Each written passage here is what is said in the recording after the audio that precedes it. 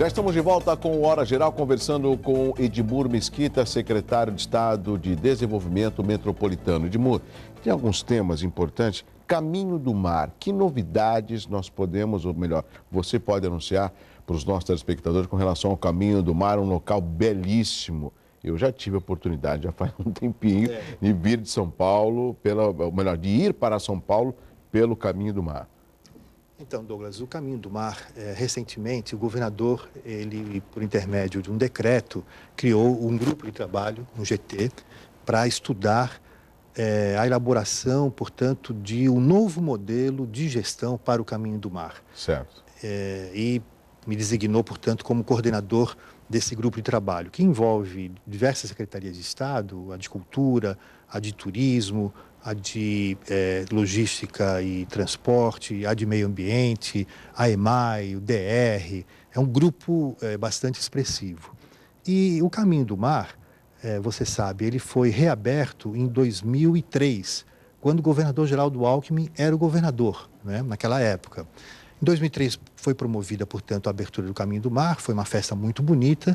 E depois, eu coordenei também, eu era secretário adjunto de Estado da Cultura, e coordenei as ações que criaram as condições para restaurarmos todos os monumentos que estão no Caminho do Mar. São 7 monumentos, desde o Cruzeiro Quintista, aqui na cidade de Cubatão, e o Pouso de Paranapiacaba, que é o primeiro monumento que fica, portanto, ali no Alto da Serra.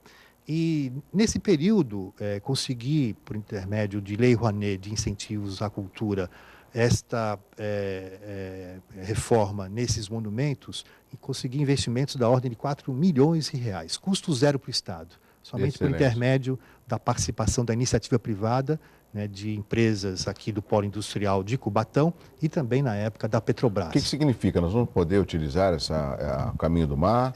Nesse período, desde 2003...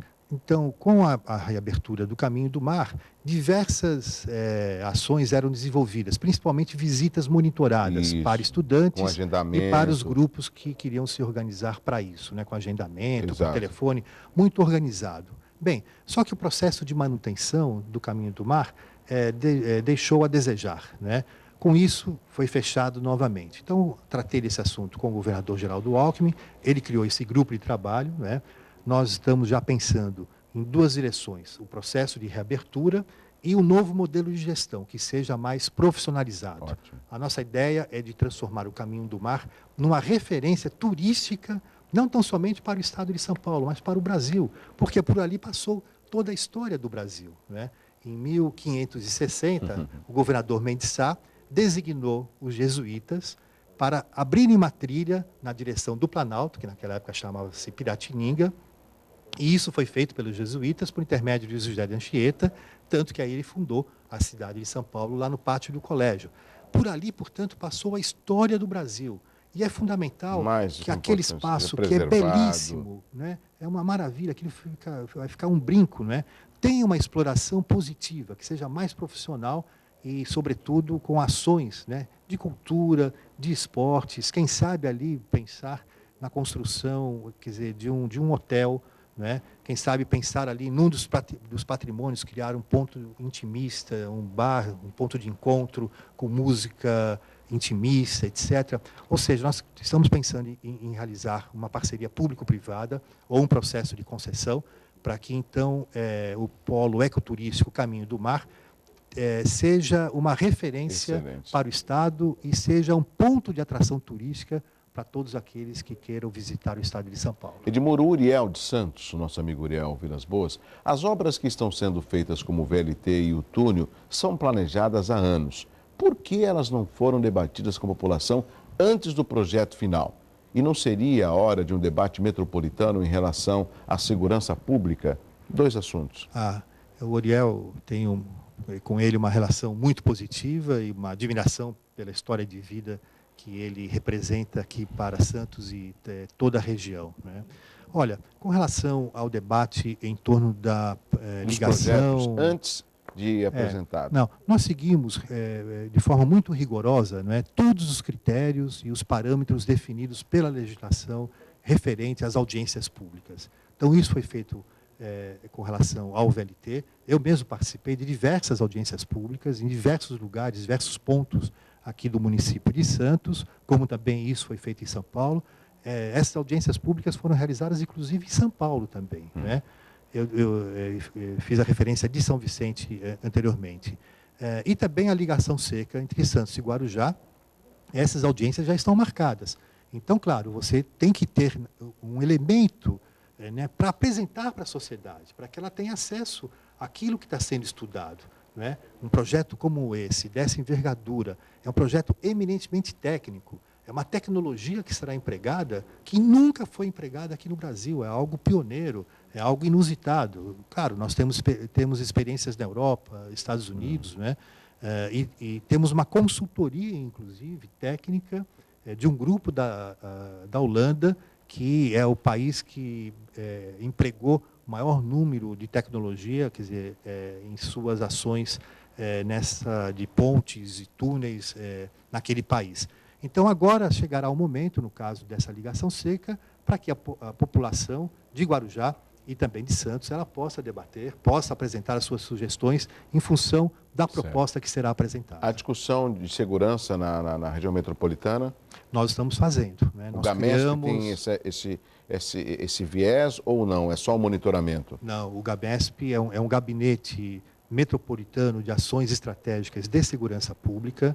É uma discussão também pioneira feita hoje no estado de São Paulo. Pela primeira vez, nós estamos discutindo a política de segurança pública dentro dessa visão de integração de todos os municípios.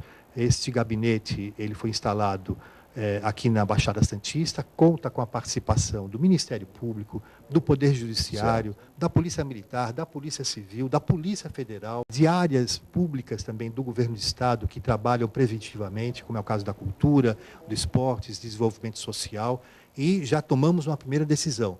Nós estamos elaborando um projeto, criando um sistema de vídeo monitoramento integrado a todos os 9 municípios. A Implaza, que é a empresa metropolitana de planejamento do Estado de São Paulo, vinculada à minha pasta, já fiz o contrato com ela, no sentido de elaborar esses estudos para que, no período de 4 meses, o resultado desse trabalho seja apresentado.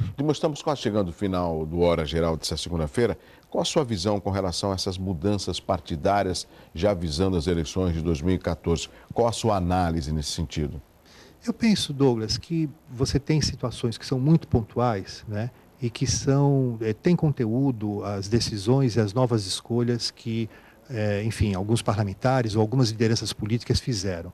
Por outro lado, é preciso que seja feita uma reforma política no país.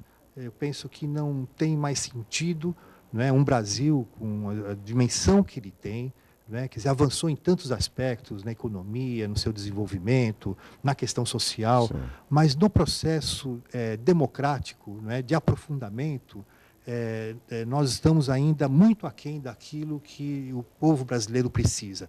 Uma reforma política é fundamental, para que também seja debatido, inclusive, a criação de partidos. Hoje o Brasil tem 32 partidos. Não tem sentido isso, né? Certamente, a exemplo do que acontece em outros países da Europa, nos Estados Unidos, 6, 7 partidos seriam suficientes para que eles representassem naturalmente uma corrente de opinião da sociedade. Então, é fundamental que a reforma política seja feita com a participação da sociedade, do Congresso e também do Poder Executivo. Enquanto a presidente da República, quer dizer, não tiver esta visão de grandeza, né, de pensar, digo, numa visão de médio e de longo prazo, né, certamente isso não sairá do papel. Essa visão de grandeza que nós pensávamos que poderia partir do Lula, quando ele chegou na presidência, de promover uma reforma política. Eu me lembro, na época do Telejornal Opinião, que você participou muitas vezes, praticamente toda semana tinha um debate nesse sentido, ou seja, eu acho que o Lula, Lula perdeu a oportunidade de promover a reforma política quando ele chegou no poder. Mas é algo que a gente discute, como um político vai tentar mudar algo que pode prejudicar. Essa é a discussão e a visão que a população tem.